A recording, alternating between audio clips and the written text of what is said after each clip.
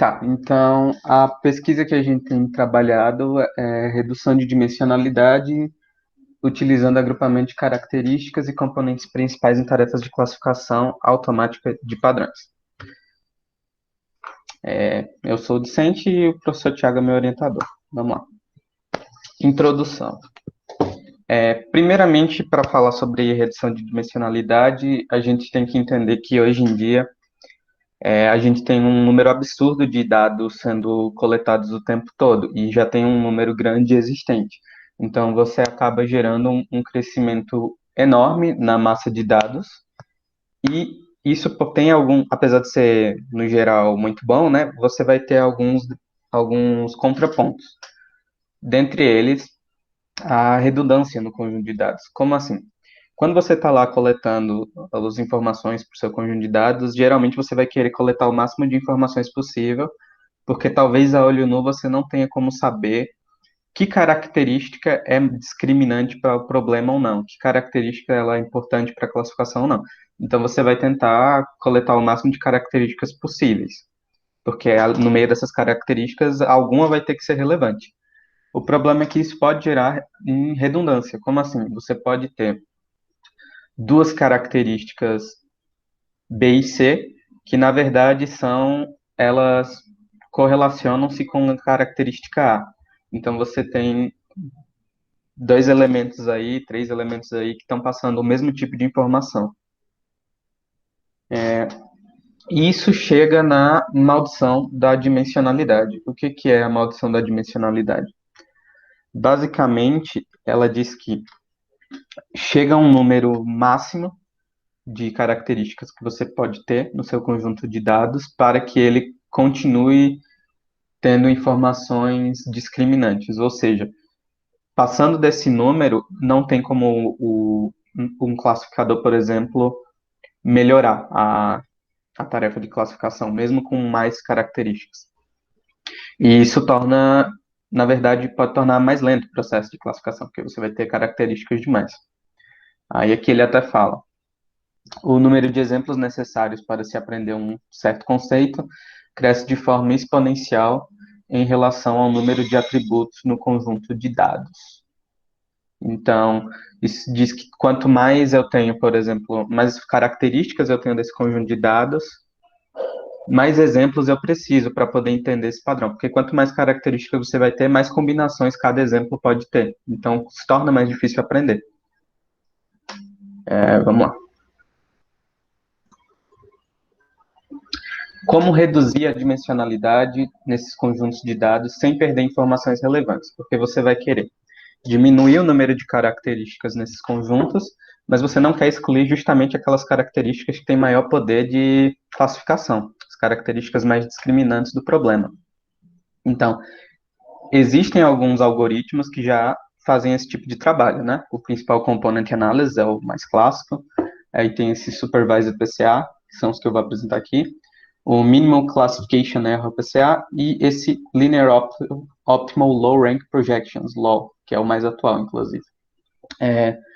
Lembrando que nesse tipo de problema, a gente fala reduzir dimensionalidade, mas o que se quer reduzir são apenas o número de características, né? Se você for ver como uma matriz, os pontos são as linhas, as características das colunas, você quer diminuir as colunas, porque quanto mais pontos, melhor, na verdade, né? Quantos mais exemplos você tem, melhor para você aprender o conceito.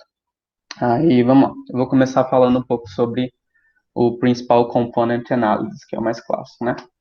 Ele vai receber como input uma matriz D com N linhas e F colunas, né? Onde todas essas linhas, como eu já disse, são pontos, exemplos do problema, e as colunas são as características.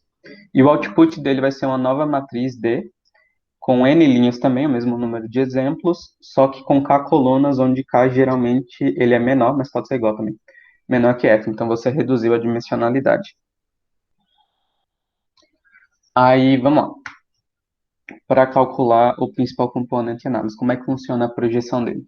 Primeiro, eu vou chamar aqui de DI, um exemplo qualquer de D, tá? Indo de 1 a F, que é o número de características. Para todos os pontos de D, todos os DIs, a gente vai calcular a média.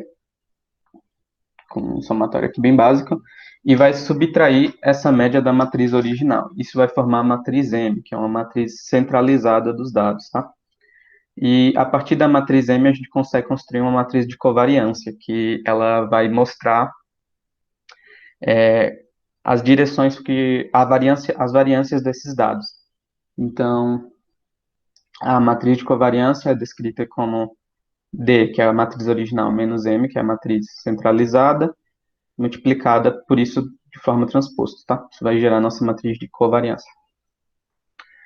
E aí, uma vez que a matriz de covariância foi gerada, vão ser extraídos os autovalores e autovetores da matriz de covariância. E esses autovetores, eles vão fazer parte da projeção dos novos dados e eles vão ser ordenados de acordo com os autovetores. A gente vai escolher sempre os autovetores que tenham máxima variância, porque isso quer dizer que eles são mais discriminantes. E aí vai ser projetada a nova matriz, onde D', que é a nova matriz, é D, vezes a matriz E, onde a matriz E são os autovetores com N pontos e K colunas, né? A gente escolhe eles de acordo com os autovalores, é assim que acontece a ordenação. Vamos lá. Aí o PCA supervisionado, é um método supervisionado, porque o PCA original não é, e ele vai ter seus autovetores extraídos dessa matriz, tá? Então ele acontece de forma parecida com o PCA na hora de ordenação. Ele também usa os autovetores aqui, mas ele tem uma projeção um pouco diferente. Vamos lá. A projeção acontece dessa matriz Q, aí a matriz H é a identidade menos, multiplicado menos. N aqui é o número de exemplos, elevado a menos 1. E O, onde O é uma matriz quadrada formada de componentes igual a 1, tá? O pulo do gato aqui no supervisor PCA está nessa matriz L, que ela é y transposto vezes y. Y é uma matriz onde qualquer valor y e j, ele vai ser igual a 1 se o ponto i na matriz original pertencer à classe j. O caso contrário, ele vai ser igual a zero, tá? Então, o supervisor PCA, ele meio que consegue separar melhor os centros de cada classe. Então, em problemas em que você tem as classes bem definidas, assim, tipo, olhando num plano, elas estão mais separadas, ele vai ser muito bom. Agora, problemas onde essas classes se misturam mais, por exemplo, ela tiver um formato ali de espiral, ele vai ter mais dificuldade. Tá. O Minimum Classification Error PCA. Ele também é um método supervisionado. Ele muda a forma de ordenação dos autovetores. Então, ele tem uma forma de projeção similar à do PCA original. Mas ele muda a forma como ele escolhe as características mais discriminantes. Ele vai utilizar a taxa de erro de Bayes para escolher essas características. No caso, ele vai procurar características que minimizem a taxa de erro de Bayes, né? A taxa de erro de Bayes, ela é a taxa que é a menor taxa possível para um classificador, né? A menor taxa de erro possível para um classificador. E ele é limitado apenas a duas classes, porque ele usa a distância de Mahalanobis, que eu não sei falar direito esse nome, mas tudo bem. Vamos lá.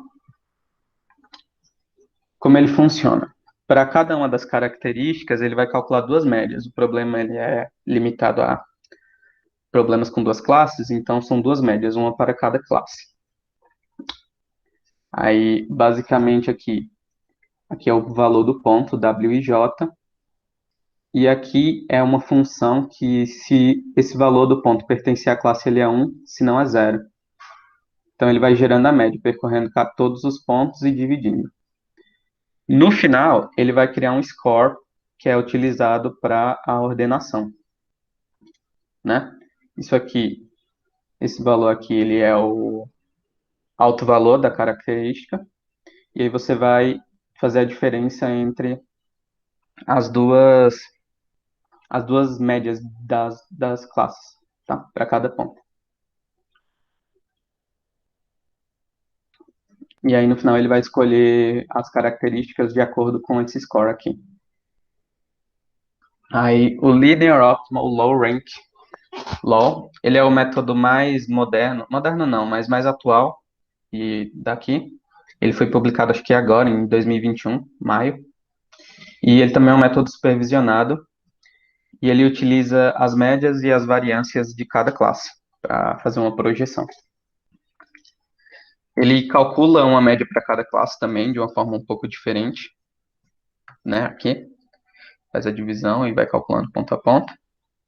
E ele calcula a diferença entre as médias. Aqui eu coloquei um exemplo para um problema com duas classes só. Quando tem mais de duas classes, ele usa um tipo de combinação em que ele pega a média mais relevante, a média que acho que tem mais variância, e ele vai subtraindo ela de todas as outras médias para par, e aí ele fica com, tipo, se o número de classes é 8, ele fica com 7 médias lá para fazer o cálculo. E aí ele calcula a diferença entre essas médias.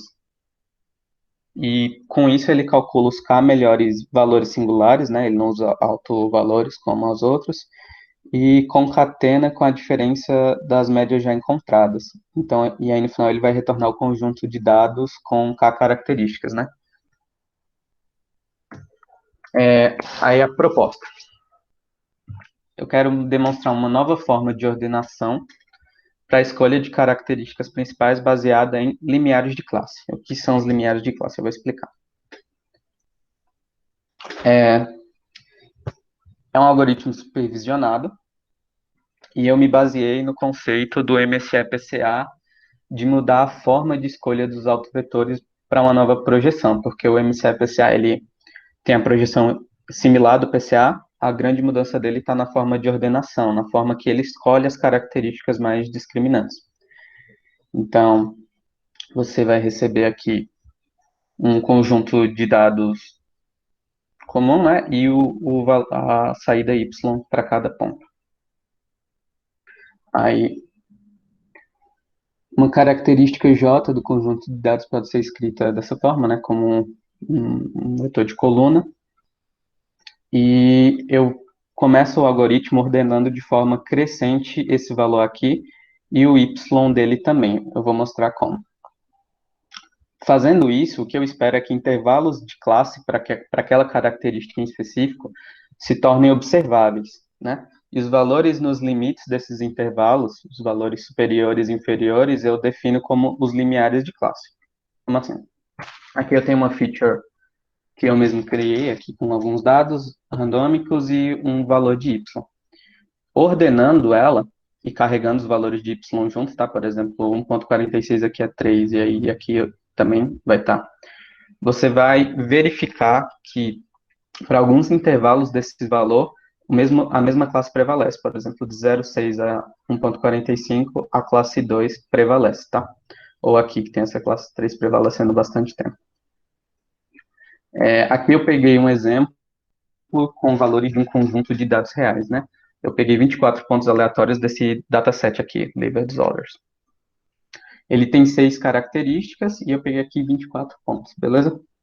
Então, aqui eu separei e ordenei cada característica da 0 até 5.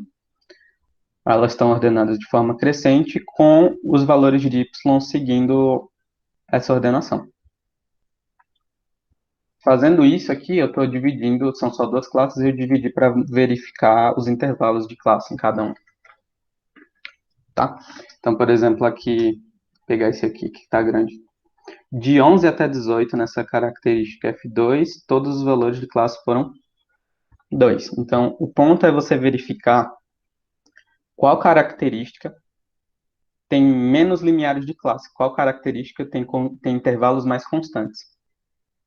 Porque, teoricamente, essa característica ela vai ser mais discriminante na hora da classificação. Aí aqui eu coloquei, né? A característica foi a F5, ela teve menos limiares de classe, ela teve 8. Vou olhar aqui. De fato, ela é a que teve intervalos mais constantes. E aí, o que que eu sugiro com essa nova forma de ordenação? A projeção pode ser feita de forma análoga a qualquer um dos algoritmos citados anteriormente. A diferença vai ser na forma de ordenação dos vetores, vai ser a forma de seleção das características mais discriminantes. As características que apresentam menos limiares de classe seriam escolhidas para a projeção dos novos dados. Alguém teve alguma dúvida? Deu para entender como funciona a seleção por limiares? Acredito que não. Pode perguntar? Pode. Desculpa, primeiro eu cheguei um pouquinho atrasado. Tranquilo. Eu tive que fazer um teste de Covid rapidinho, mas voltei já. Beleza. É o seguinte, mas vindo aqui para tua, Batista, tua apresentação, tu tá selecionando as características ou tu pode combiná-las também? Porque o PCA você não tá só selecionando, né? O PCA você tá gerando... Ele gera uma outra projeção, né? Exatamente. Tá, tudo bem, Thiago. Eu tive meio ruim no domingo, sábado e domingo, mas tô melhor. Valeu. Tudo certo. Já chega fazendo teste de Covid, já assusta aqui, né? Mas tá tudo bem. Até amanhã. Mas e aí, Batista? Como é que tu... Tá, respondendo a pergunta. Poderia ser usado só para selecionar as características, mas a forma que eu estou propondo é assim: você escolhe um dos métodos, o PCA, que é o mais simples, e usa ele para fazer a projeção das classes. Por que é bom fazer isso? Porque, por exemplo, o PCA ele torna as variáveis independentes, né? Ele elimina a correlação entre elas. Então, isso já vai ajudar na hora de encontrar limiares mais diferenciados. Aqui nesse exemplo, eu peguei os dados brutos, eu não apliquei o PCA neles. Mas provavelmente aplicando o PCA, talvez diminuísse aqui até o número de variação, tipo, esses pontinhos pequenos então, aparecendo. Seria algo depois de um PCA? A Mas mudança também principal... não precisa ser só o PCA, né? Pode ser outro. Não, eu testei ele usando o PCA e o LOL, porque, como eu falei, esse LOL é um método que foi publicado esse ano, então achei que seria interessante já testar nele. Eu vou mostrar alguns resultados. Aí, como é que chama? Então, como tu classifica a tua proposta, que é algo pós-PCA? É o que exatamente? É o método de ordenação, porque o PCA, por exemplo, o que que ele usa para ordenar as características? Não é seletor de características, não? Isso, eu falo ordenação porque ele ordena as características por ordem de relevância e aí você seleciona a que você quiser, entendeu? Mas o PCA ele usa lá os autovalores, porque teoricamente os autovalores dizem quais são os autovetores com maior variância, né? Então, em vez de usar esses autovalores, você iria ordenar utilizando os limiares de classe. Você iria selecionar as características com menos limiares de classe, com intervalos mais longínquos, né? Por exemplo, essa aqui que tem poucos limiares. Os limiares são as trocas. São os valores, tipo, aqui seria esse 0,5 e esse 0,5. Sim. Então, seria, tipo, teu trabalho é em seleção de características, dá para dizer isso. Basicamente isso. Seleção de características. Aí, aqui eu tenho alguns resultados. Vamos lá. Eu testei 2 classificadores, o LDA, linear discriminante, e o KNN, na verdade, um NN. Eu usei só um vizinho, né? E Bank Dataset aqui, 1.372 pontos, 4 características e 2 classes. Aí aqui em vermelho é o PCA, eu chamei Threshold PCA, porque é limiar, né, em inglês. E em preto é o PCA utilizando os limiares para ordenação. Aqui é a mesma coisa, é aquele LOL em preto, em verde o LOL, e em preto usando os limiares para a seleção. E aí, basicamente, aqui no eixo Y a gente vai ter a acurácia, e no eixo X, o número de características utilizadas, né? Ele tem 4 características, então usando 1, usando 2, usando 3 e usando 4, para fazer a classificação. Então, por exemplo, o PCA, ele sempre começa aqui usando apenas uma característica para classificação, menos de 65%. Aqui ele chegou a 70% no KNN. Com uma característica só, o método usando os limiares, ele já se mostra superior, tá vendo? Aí, no LOL, eles selecionaram a mesma característica, provavelmente, na primeira, mas aí, a partir aqui da segunda, já tem uma diferença. A classificação usando duas características, ele já tem um resultado um pouco melhor.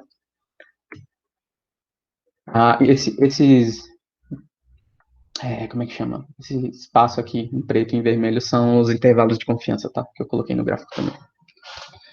Todos esses valores aqui são resultados que eu extraí de rodando 30 vezes cada algoritmo, tá? Para cada coisa. Então é uma média, na verdade.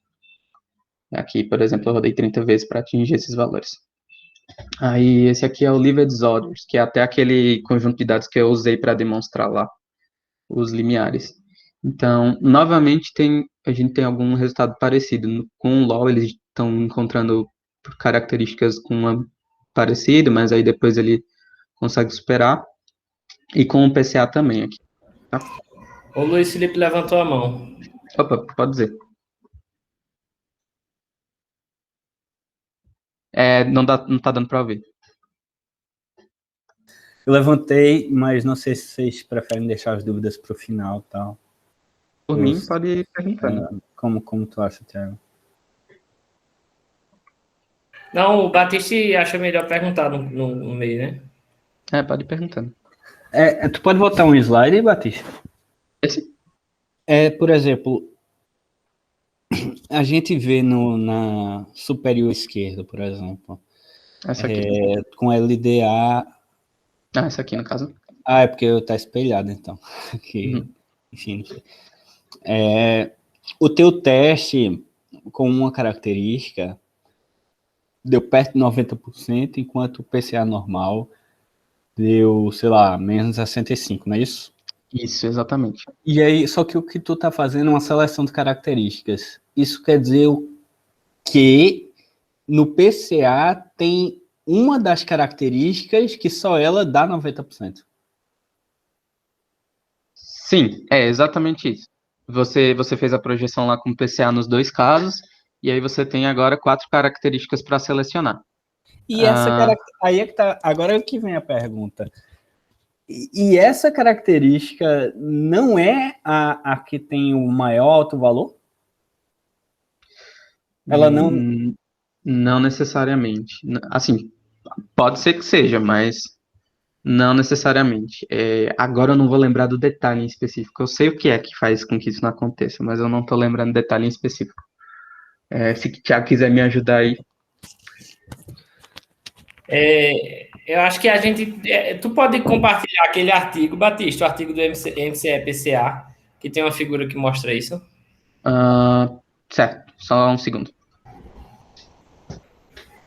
Não, desculpa, atrapalhei tudinho a apresentação, né? Não, tranquilo, é uma dúvida boa. Aí já eu posso acrescentar aqui. Eu não sabia que, tipo... Assim, pelo menos uma diferença não tão grande, né? Porque, tipo, de 60 para 90, porque o maior alto valor está mais associado ao maior desvio padrão, né? Não é isso? Mas o PCA, ele faz isso de forma não supervisionada. Então, eu acho que ter a informação da classe já ajuda muito. Tá. Aí né? Foi uma Mas boa deixa resposta. eu pegar aqui. Não, isso aí... Não, isso foi interessante. O supervisor de PCA, ele, apesar de ser supervisionado, ele também, a seleção que ele faz dos autovetores é não supervisionada. E o LoL também, ele é supervisionado na construção das projeções, mas não é supervisionado na seleção das... E não tem como misturar essas duas coisas, não, para tu fazer uma proposta de um... Assim, botar esse método de Batiste dentro do PCA? Então, pronto, tudo começou aqui, nesse MCE-PCA. Tá. Essa figura, professor? Aí, Batiste, para mostrar. Tá. Cadê? Essa acho que é aquela figura mesmo, né? Isso aqui? Ó. Então, o MCE-PCA é que faz isso, ó. Se dá para ver. Ele tá mostrando aqui, ó. Na horizontal é o primeiro... Você pegou um dado de 2 dimensões e rodou aqui o PCA. Né? Aí a direção de maior variância é essa, que vai de -4 a 4, no eixo X. Então, ela está bem mais espalhada, né? Está de -4 a 4. Essa outra aqui devia estar... sem um erro nessa figura, né? Porque devia estar bem achatadinha aqui, porque ela vai de -0,5 a 2, ou seja, o intervalo aqui é 2,5, né? Na escala Y. O range aqui. e o range aqui na escala X é 8, ou seja, está muito mais espalhado no eixo X do que no eixo Y. Só que quando você olha a projeção das classes, você vê que no eixo X está bem sobreposto, que é esse gráficozinho embaixo da esquerda. Né? Sim, no eixo Y a distribuição... a taxa de acerto seria maior, né? Com a segunda... Exato. Então, se a direção de maior variância é também a direção... Pode ser também a direção que os dados estão mais misturados. Então, o PCA não garante isso. Entendi. É verdade. É exatamente aquela questão que o Batista falou, né? O PCA não supervisionado, então... Interessante. O MCPCA começa a discutir essa questão. Aí o Batista... Aí lá usando o quê? Erro bayesiano. Foi. Aí agora essa técnica de Batista é usando limiares, uma outra forma de estimar erro. Da característica. Tá, vamos lá. Vou passar aqui mais uma.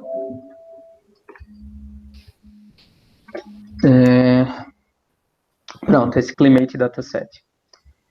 Ele também já teve resultados melhores aqui em cima do PCA, estando sempre levemente um pouco acima aqui, mas já com o LoL ele já não foi tão bem. O LoL ele é uma técnica supervisionada, e o foco do LoL, ali lá no artigo dos caras, é justamente em conjuntos de dados que eles vão ter menos pontos e mais características. E isso é uma das características aqui do Climate, né? Ele tem 18 características e 540 pontos. Enquanto, por exemplo, aqui a gente tem 1.300 pontos e 4 características. O LoL ele foi feito para funcionar bem dessa forma. Então, apesar de que ainda assim, por exemplo, aqui no LDA a gente vai ter alguns momentos em que o método usando os limiares seleciona características melhores, mas eles ficaram meio que na mesma aí. Aí, vertebral column. Vou aproveitar esse gráfico aí. Esse aqui? Para mostrar. O outro também dá. Mostra como ele colocou o intervalo de confiança e a gente faz um teste de sobreposição do intervalo de confiança, né? Então, quando não tem sobreposição dessa área pintada, das áreas, né, ao redor aí, então quer dizer que a diferença é significativa, né? Num teste. Isso. Aí eu acho que é assumindo a distribuição normal, né, por enquanto. Isso. Justamente, quando os dados têm esses intervalos de confiança um pouco maiores, significa que, eventualmente, essas médias elas podem estar no mesmo tipo de valor. Que é o caso, por exemplo, aqui. Aqui a gente, por mais que usando os limiares aqui, por exemplo, com 2 características, ele realmente foi superior, você não pode dizer o mesmo aqui com 4 ou 5 características, porque o intervalo de confiança eles podem se encontrar ali. Vamos lá. O que eu acho que, assim, o que Batista está dizendo é que o método de seleção por limiares é mais eficaz do que esse do LoL, por exemplo, né? A projeção do LoL, ela é superior, por exemplo, à projeção do PCA. A projeção que eu falo é a forma como ele gera os autovetores, mas sem incluir a parte de seleção de características, que é o final do processo. Ele usa um processo de seleção característica muito parecido com o do PCA também. Em vez de ele usar os autovalores, ele usa valores singulares, acho que é singular values do inglês. Mas é parecido. Aí, sim. Esse aqui, Dermatology, já é um método que tem bem mais características, 34. Um método não, um conjunto de dados. Em todos os casos aqui, passando de 5 características, tirando esse aqui, o LoL ele já conseguiu encontrar um conjunto de características melhor, mas com uma característica, os limiares eles foram muito bem, porque se você verificar aqui com a característica, o PCA no LDA ele está menos de 40%, e aqui a gente já chega acima de 70%, mesma coisa aqui, menos de 50%, aqui acima de 70%, com o LoL algo parecido, apesar da diferença ser um pouco menor, e no KNN ele foi muito bem em relação ao LoL. Acho que talvez porque o KNN eu usei apenas um vizinho, então ele verificaria apenas um ponto mais próximo, né? E aqui ele foi realmente bem melhor, chegou quase a 90%, enquanto o LoL, a maior parte dele está abaixo de 70%, né? A gente chega aqui a outro. Hill Vale também é um dado com bastante características, 101. Com o KNN, novamente, o método usando os limiares foi muito, muito bem. Tipo, chegou aqui a 90%, usando, sei lá, pouco menos de 40 características na classificação. Aqui também chegou a chegar... Não chegou a 90%, né? Mas o intervalo de confiança chegou a bater aqui alguma coisinha.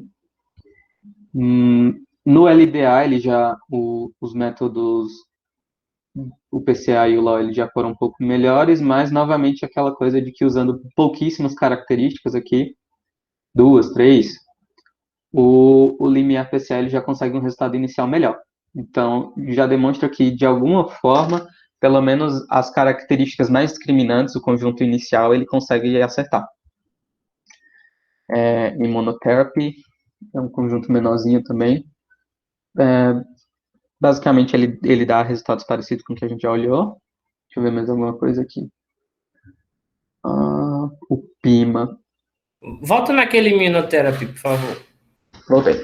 O interessante aí, principalmente no LoL, é que você vê o problema da maldição da dimensionalidade, né? Você vê que quanto mais características vai diminuindo, né? A acurácia, né? Sim. Enquanto Quanto seu mais... outro é menor do que antes, né? Em qualquer um dos casos, né? Sim, realmente. E também demonstra que, por exemplo, aqui com uma característica, aqui a gente chegou a valores acima de 70%, né? Em praticamente todos os casos. E isso é o que nem você falou, realmente é bom para demonstrar a maldição da dimensionalidade, porque não necessariamente você adicionar mais informação vai ajudar o classificador. Você pode também atrapalhar um pouco o classificador, colocando informações redundantes lá. Aqui tem o PIMA, né, que a gente teve resultados parecidos em todos os testes, aqui com duas características no PCA, o PCA chegando a igualar, e aqui a partir de 3 o LOL também chegando perto, mas o método com os limiares também teve uma sobrevida um pouco melhor aqui. O LIF, tá, ele é o primeiro conjunto de dados que tem mais de duas classes, até agora eram duas classes, esse aqui tem 36 classes. Então, esse é interessante porque o método lá do limiar de classes, ele, com 36 classes, você teria muita sobreposição. Você conseguiria achar, provavelmente, cada feature aqui, que são 15 características, cada uma delas iria ter um número alto de limiares de classe. E, tirando esse gráfico aqui, que apesar de, com a primeira característica, novamente, o método dos limiares encontrar uma classificação um pouco melhor, uma característica um pouco melhor, mas no resto eles foram muito parecidos. Em todos os outros casos, os limiares fizeram a diferença, né? Esse aqui no KNN nem precisa falar.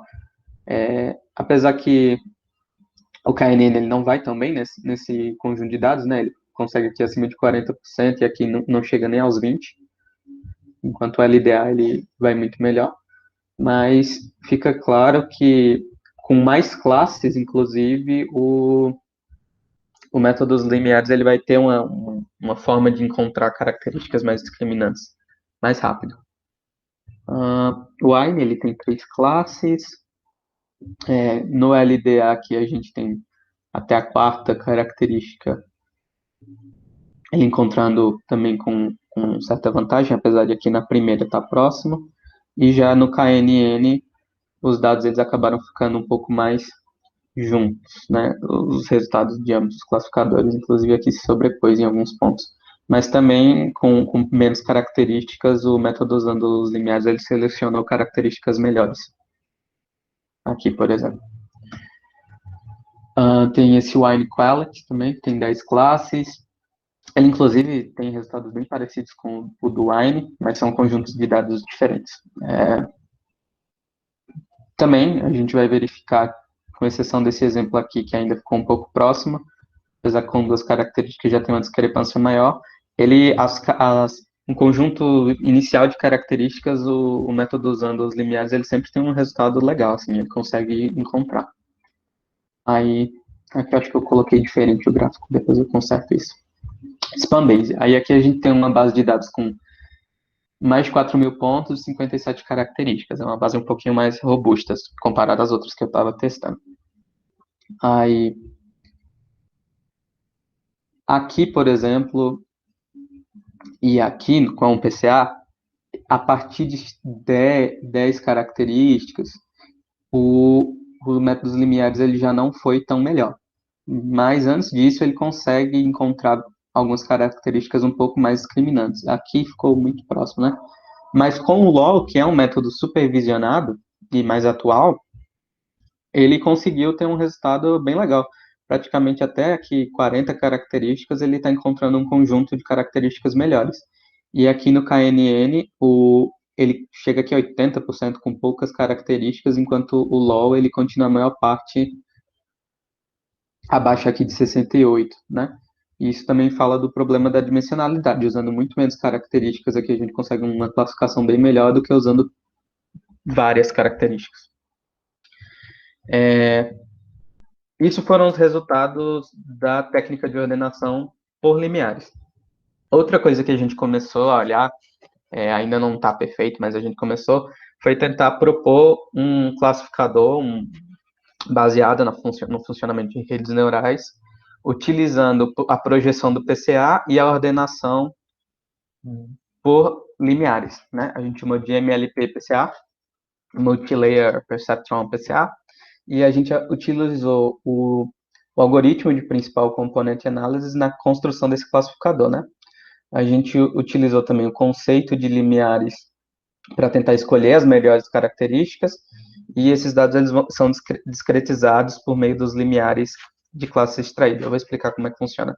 Mas, basicamente, a intuição é que a gente tenta procurar a característica mais discriminante do conjunto de dados e utilizar ela na classificação.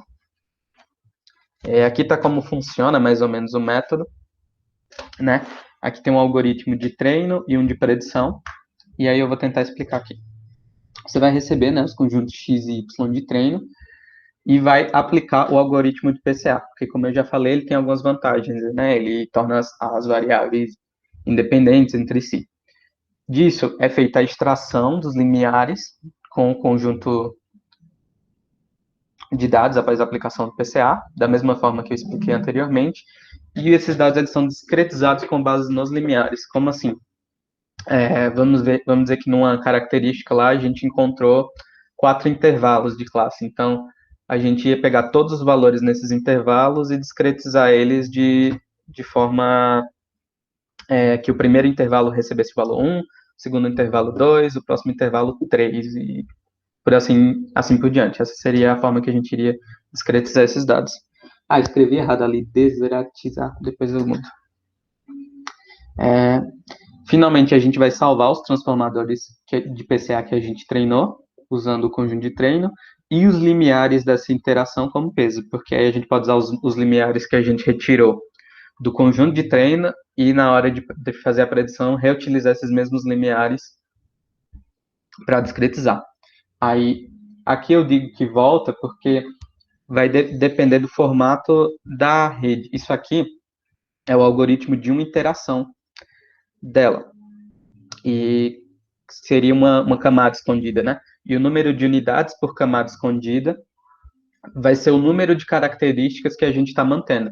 Então, num conjunto de dados que tem 4 características, eu posso montar a rede para ter o formato, por exemplo, a primeira camada escondida 4, aí eu passo aqui no PCA mantendo as 4, a segunda camada escondida apenas 2 unidades. Aí eu volto para cá esses dados que eu discretizei, volto para a aplicação do PCA e agora eu só seleciono 2 características, mantenho só 2 na rede.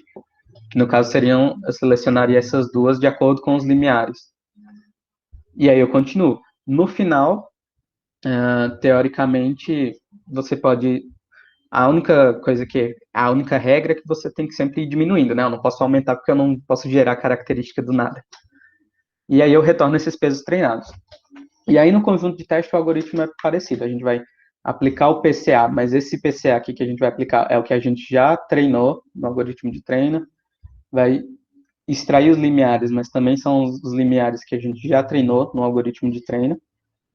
E fazer essa discretização, e aqui vai acontecer a mesma coisa, né? A gente vai diminuindo da mesma forma que fez no conjunto de treino.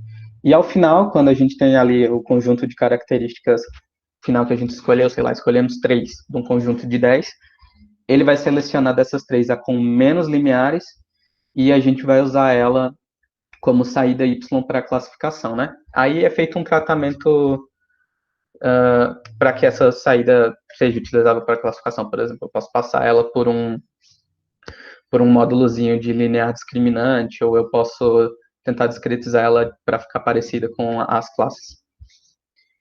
Basicamente é isso. Aí eu rodei alguns testes aqui. Aqui eu fiz uma comparação dela com uma rede neural comum, uma rede neural que tinha 4 camadas escondidas, depois 2 e uma saída lá em sigmoide, bem simples. E eu salvei a taxa de acerto da rede PCA, da rede MLP, e o tempo de treino, tá? E esse valor aqui é o desvio padrão. Rodei acho que 15 vezes cada. Então são médias. Então, por exemplo, aqui, a taxa de acerto para o banknote dessa rede foi 83%, e ela treinou em 0,22 segundos. A taxa de acerto da MLP foi 98%, mas ela demorou mais para treinar. Uma coisa que eu esqueci de falar é que nesse caso aqui, eu limitei, porque o que eu acho que estava funcionando legal era o tempo de treino, que estava menor da MLP-CA. Então, eu limitei o tempo de treino da rede neural comum para 1 segundo, tá? Então, eu só treinei ela por até no máximo 1 segundo completo. Por exemplo, esse Liver Disorders aqui, ele teve um resultado um pouco melhor, 53% contra 42% da rede, e treinou bem mais rápido, usou 0,2 segundos contra 58%. O Climate aqui, ele chegou a 85%, aqui foi 90%, e o tempo de treino foi 0,07 segundos, enquanto usou 0,6, né? Então, também foi mais rápido, apesar do resultado ser menor. E, basicamente, esse padrão vai se repetir aqui. Alguns resultados, essa rede acerta melhor, tipo aqui 69 contra 67, 58 contra 53. Outros, ela é um pouco pior, mas os resultados, eles não diferem muito, assim. O que fica legal mesmo é o tempo de treino. Aqui só teve um resultado em que o tempo de treino da RNPCA foi maior, foi aqui, que ele chegou a quase 0,9 segundos, enquanto aqui foi 62, que foi nesse Debrecen, que é um conjunto de dados que tem um número de pontos maior, né? Porque acontece que esse método ele vai diminuindo a dimensionalidade dos dados, mas ele não afeta o número de exemplos, né? Então, esse aqui tem um número de pontos muito grande e ele acabou indo um pouco mais devagar. Essa outra... Oi, alguém quer falar? Eu quero falar. Posso perguntar? Pode falar. Pode. Cara, muito interessante isso aqui. Muito interessante isso aqui, muito mesmo. Uma pergunta. Então, você vai no MLP-PCA, vai criando camada por camada, realizando um PCA da camada anterior, né? Exatamente. Vou voltar até aqui. Exatamente isso. Eu vou diminuindo as unidades por camada, selecionando melhores características usando o PCA e os limiares. E aí, os pesos do que no final é tua rede neural, tu vai definindo através... Cada PCA que tu calcula é um conjunto de pesos que tu definiu ali, né?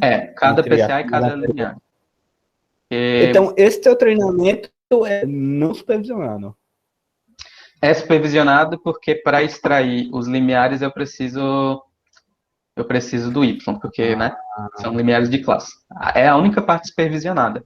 Inclusive, eu poderia, se eu quisesse só fazer supervisionado ou não supervisionado, eu tiraria essa parte dos limiares e deixaria a ordenação do PCA comum.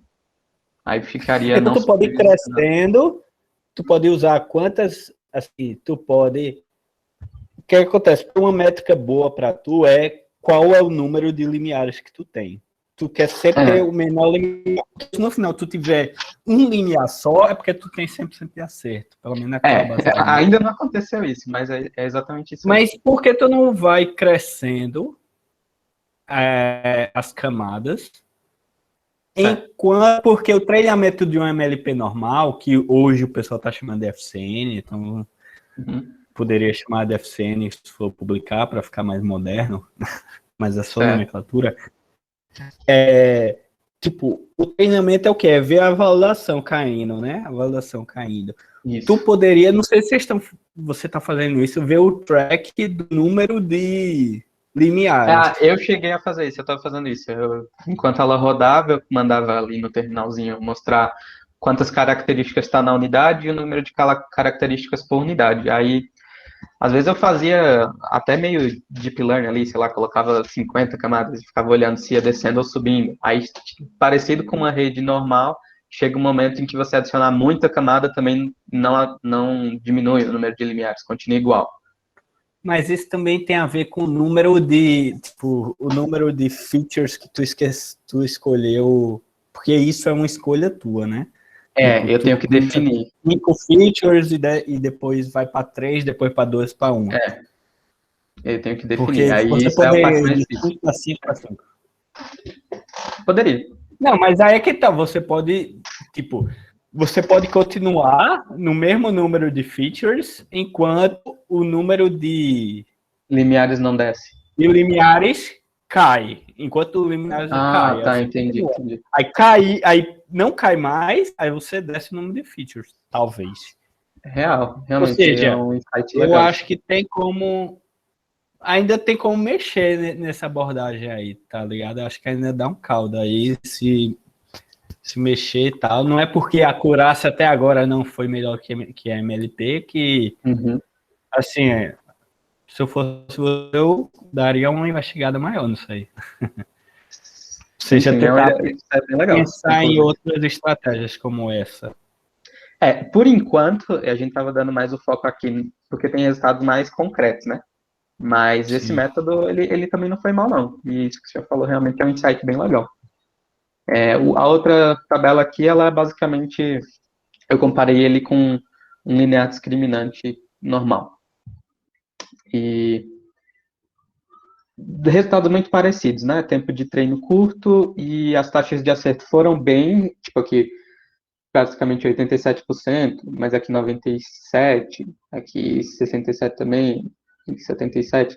Então, ele tem um resultado que não é irrelevante, ele consegue taxas de acerto boas, mas não necessariamente eu estou conseguindo ainda uma taxa de acerto melhor que de outros métodos já estabelecidos. Em alguns casos isso acontece, por exemplo, aqui para esse conjunto de dados Rio Veio, que é um conjunto de dados bem grande, eu acerto 82%, ele acerta 65%. Aqui, acho que foi esse aqui também? Não, acho que foi o único que ele realmente foi maior. Nos demais ele chega próximo, mas não chega a superar. E é isso, é basicamente isso que eu tinha para apresentar aqui hoje. Então, se alguém tiver mais alguma dúvida, quiser comentar alguma coisa.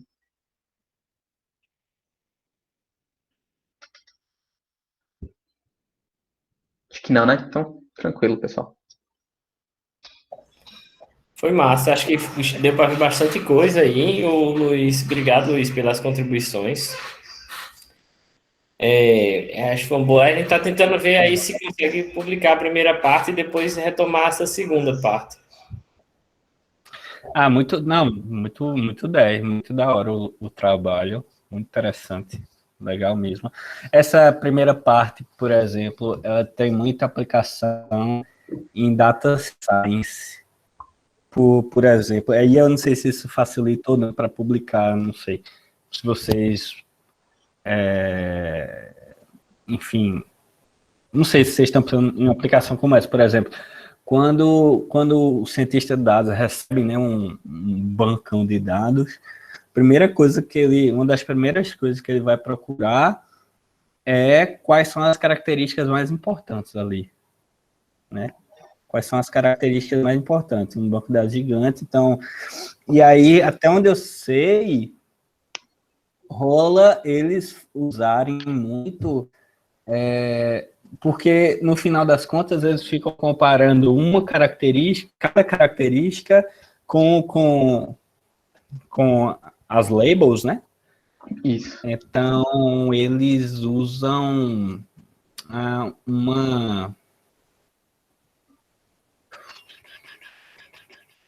uma regressão linear simples se a característica é numérica, né? Para ver se dá um fit bom. Enfim, assim, eu acho que esse método de Batiste é um método assim, que se encaixa nessa aplicação, não é isso? Eu acredito que sim. Eu acho que o principal ponto dele é tentar encontrar um conjunto menor com características melhores. E, por enquanto, tem dado certo, né? Vamos ver aí. Tipo, não sei se, tipo, isso ajuda para... É, não sei se você fosse no estado da arte dessa galera de ciência de dados, ver o que eles estão usando e usar o seu método para, enfim, que é uma aplicação bem popular agora, né? Tipo, ciência de dados Sim. tá, como tá O falando, método lá que a gente testou, o LOL, ele é o mais atual, né? Ele foi publicado esse ano, maio de 2021. Achei ele lá mexendo.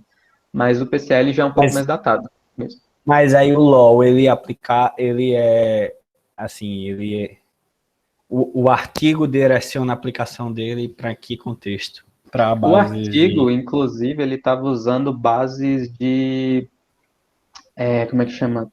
Era alguma coisa sobre estudo de, tipo, redes neurais, umas bases gigantes lá de estudo de, tipo, como funciona o neurônio, coisa do cérebro. Não lembro agora exatamente o que é, depois Eu eu vou acho que era olhar. ressonância magnética. Era ressonância magnética. E Legal. o foco do LoL, que os caras, foi como eles venderam, foi na Nature, né, que foi publicado, foi justamente conjuntos de dados onde você tem um número de características superior ao número de exemplos.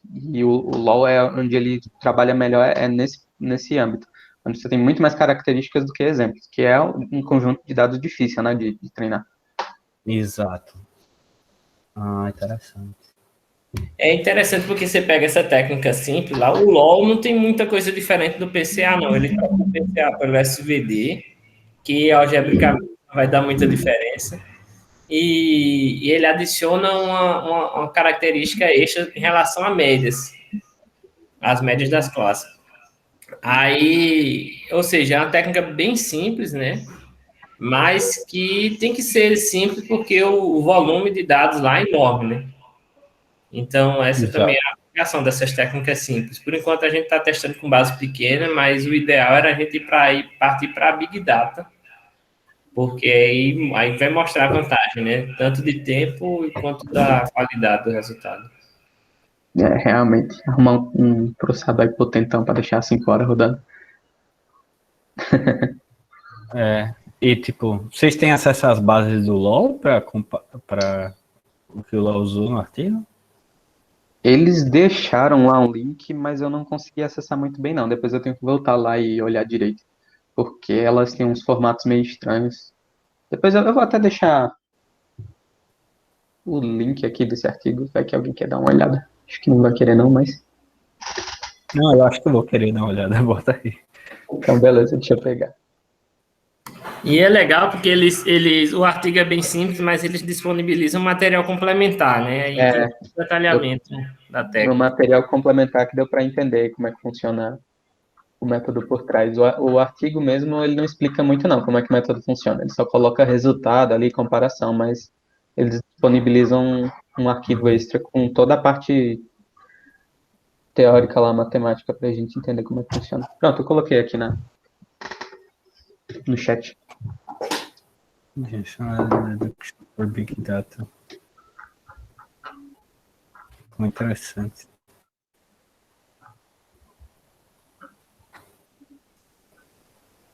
E aí a publicação de vocês é também nessa linha, né? Dimensionality Reduction for Big Data, né? Certíssimo. Beleza, Mas então, muito legal a pesquisa, Batista. Parabéns. Parabéns mesmo. valeu, professor. Valeu, Thiago, também aí pela ajuda e obrigado aí a todo mundo que assistiu. Valeu, Batista.